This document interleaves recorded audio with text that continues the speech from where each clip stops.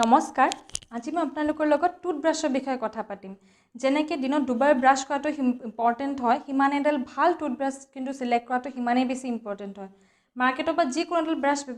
লৈ আনি কিনে ব্যৱহাৰ কৰিলে নহয় তাৰ কাৰণে কিছুমান স্পেচিফিক পইণ্টছ আছে যিবোৰ মই আপোনালোকৰ লগত আজি শ্বেয়াৰ কৰিম প্ৰথম পইণ্টটো হ'ল যে ব্ৰিসেল এইটো ব্ৰিসেল বুলি কয় যোনটো মুখৰ ভিতৰত গৈ কিনে দাঁত আলুৰ লগত কণ্টেক্টত আহে এই চাৰিটা পেটাৰ্ণত এভেইলেবল আছে হাৰ্ড মিডিয়াম ছফ্ট আৰু আল্ট্ৰা ছফ্ট ইয়াৰ ছফ্ট আৰু আল্ট্ৰা ছফ্টটোহে ব্যৱহাৰ কৰিব লাগে কিন্তু এই দুটা পেটাৰ্ণে কিন্তু ইমান আলুৰ কাৰণে হানিকাৰক নহয় বা ইমান ক্ষতি নকৰে আৰু সেন্সিটিভিটি প্ৰব্লেমটোও নহয় নেক্সটটো হ'ল যে ইয়াৰ কিছুমান এৰেঞ্জমেণ্ট পেটাৰ্ণ আছে এটা হ'ল ষ্ট্ৰেইট পেটাৰ্ণ আৰু এটা হ'ল ক্ৰিছ ক্ৰছ পেটাৰ্ণ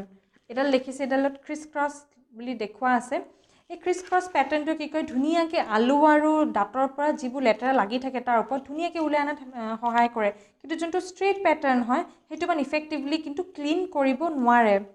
থাৰ্ড পইণ্টটো হ'ল ব্ৰাছডালৰ হেণ্ডেলৰ এংগলটো এডাল যেনিবা ষ্ট্ৰেইট হয় বাট এংগল পেটাৰ্ণতো আহে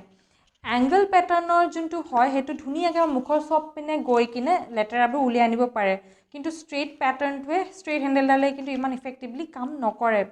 এই পইণ্টছকেইটা সৰু ল'ৰা ছোৱালীৰ কাৰণে হয় ডাঙৰৰ কাৰণেও হয় আৰু ডিফাৰেণ্ট কণ্ডিশ্যনছৰ কাৰণে ডিফাৰেণ্ট টুথব্ৰাছ আছে যেনেকৈ চেঞ্চিটিভিটি যদি কাৰোবাৰ হৈ আছে তাৰ কাৰণে বেলেগ চেঞ্চিটিভ টুথব্ৰাছ আছে কাৰোবাৰ যদি দাঁতবোৰ আনইভেনলি হয় বা কিছুমান আগে পিছে হৈ থাকে এলাইনমেণ্ট সেইবোৰৰ কাৰণে বেলেগ টুথব্ৰাছ আছে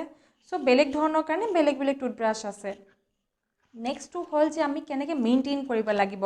এভৰি 3 মান্থছ ব্ৰাছ চেঞ্জ কৰিব লাগে কিন্তু তাৰ আগতেই যদি ব্ৰিসেলবোৰ যদি কিছুমানৰ কিবা জোৰে ব্যৱহাৰ কৰিলে ফ্লেয়াৰ হৈ যায় বা স্প্ৰেড হৈ যায় তাৰ আগতেই চেঞ্জ কৰিব পাৰে 3 মাহলৈ নৰখিলেও হ'ব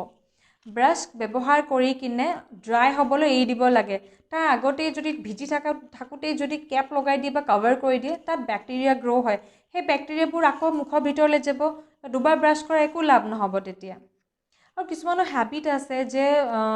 ব্ৰাছবোৰ বা পাৰ্চনেল হাইজিনৰ বস্তুবোৰ বাথৰুমত থৈ দিয়ে যেতিয়া ফ্লাছ কৰা যায় নহয় ইমানেই বেক্টেৰিয়া এয়াৰত আহে আমাৰ আহি কিনে চিধাই ব্ৰাছবোৰৰ ওপৰত লাগি ধৰে সেইবোৰ গ্ৰ' কৰিব তাত আৰু গ্ৰ' কৰি আমাৰ মুখৰ ভিতৰলৈ গৈ কিনে বেলেগ ধৰণৰ বেমাৰ কৰিলে